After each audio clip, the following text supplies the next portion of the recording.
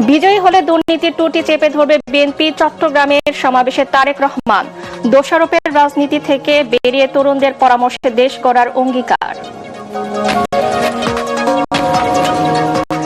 জামাতে ইসলামী রাষ্ট্র ক্ষমতা এলে চাঁদাবাজি করবে না, করতেও দেবে না, শফিকুর রহমানের হুঁশিয়ারি। দাঁড়িপাল্লা বিজয়ী হলে দেশে ন্যায় বিচার প্রতিষ্ঠা হবে। নির্বাচনী প্রচার প্রচারণায় উৎসব মুখর রাজধানী সহ সারা দেশ। জনসংযোগ ও সভা সমাবেশে সরগরম পাড়া মহল্লা। নানা প্রতিশ্রুতি নিয়ে ভোট চাইছেন প্রার্থী সমর্থকরা।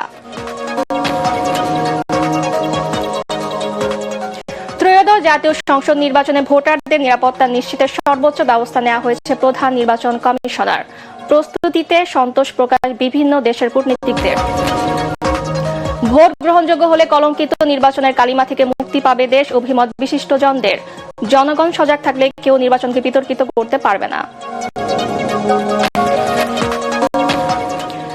এবং 1 ফেব্রুয়ারির মধ্যে চলতি বছরে হজের সব কার্যক্রম শেষ করার নির্দেশ সৌদি সরকারের।